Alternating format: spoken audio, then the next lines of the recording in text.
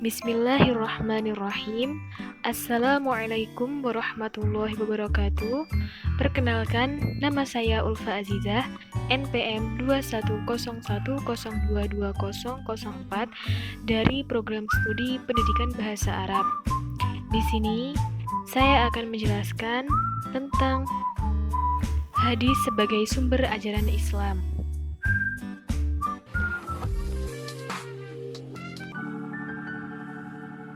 Pengertian hadis.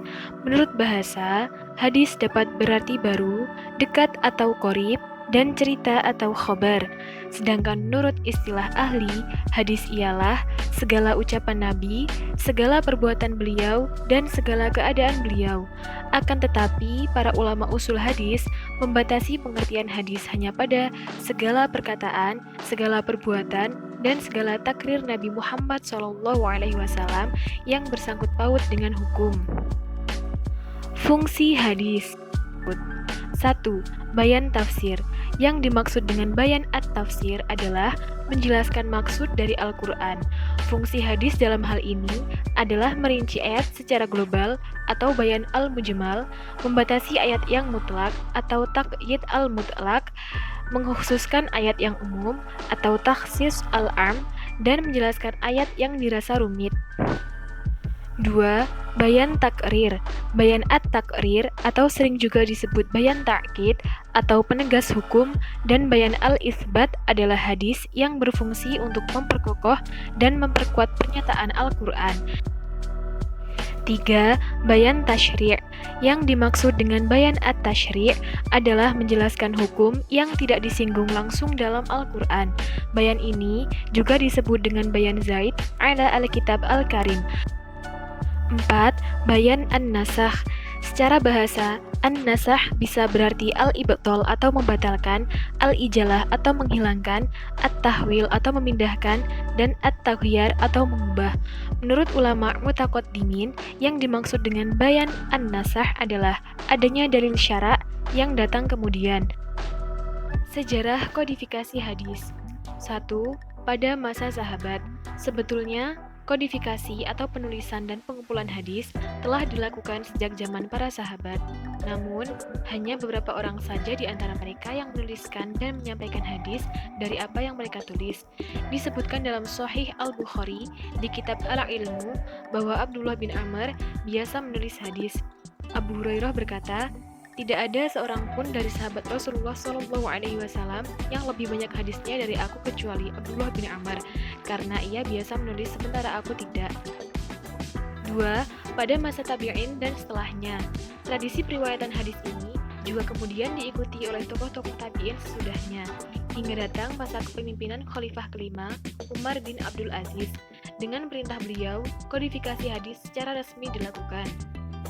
Imam Bukhari mencatat dalam Sahihnya kitab Al-Ilmu, dan Umar bin Abdul Aziz menulis perintah kepada Abu Bakar bin Hazm, "Lihatlah apa yang merupakan hadis Rasulullah SAW, lalu tulislah, karena sungguh aku mengkhawatirkan hilangnya ilmu dan lenyapnya para ulama." Di antara yang pertama kali mengumpulkan hadis atas perintah Umar bin Abdul Aziz adalah Muhammad bin Muslim Ibnu Syihab Az-Zuhri, salah seorang ulama ahli Hijaz dan Syam.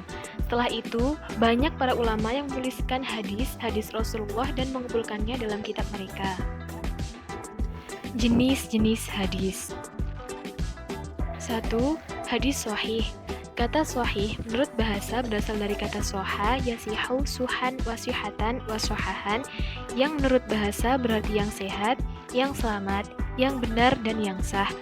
Para ulama biasa menyebut kata sahih sebagai lawan kata dari kata sakim atau sakit.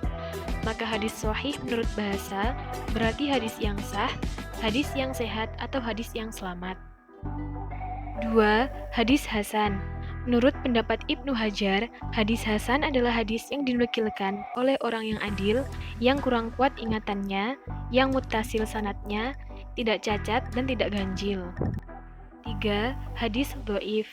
Kata dhaif menurut bahasa berarti lemah, sebagai lawan dari qawi yang kuat. Sebagai lawan dari kata sahih, kata dhaif secara bahasa berarti hadis yang lemah, yang sakit, atau yang tidak kuat.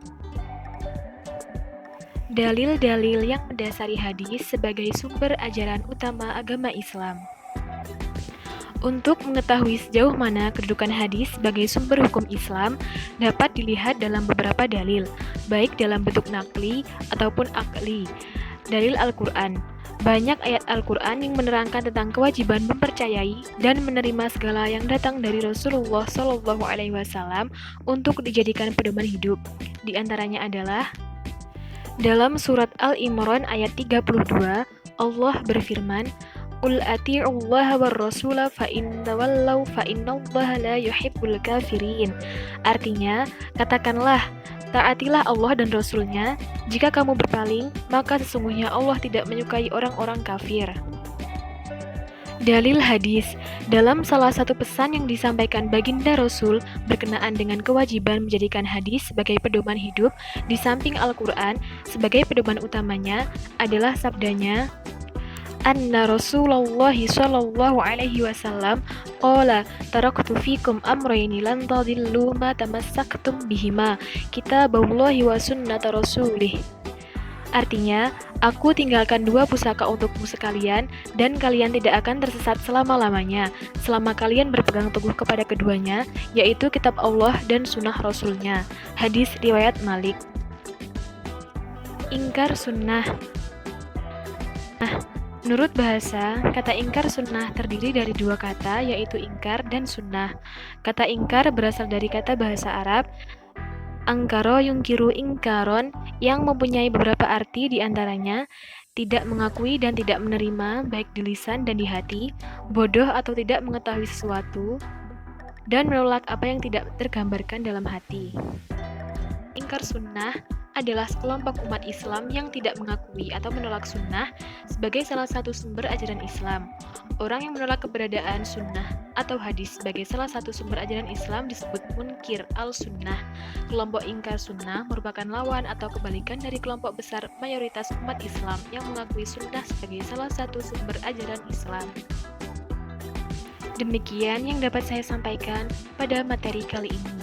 Kurang dan lebihnya, saya memohon maaf yang sebesar-besarnya. Wassalamualaikum warahmatullahi wabarakatuh.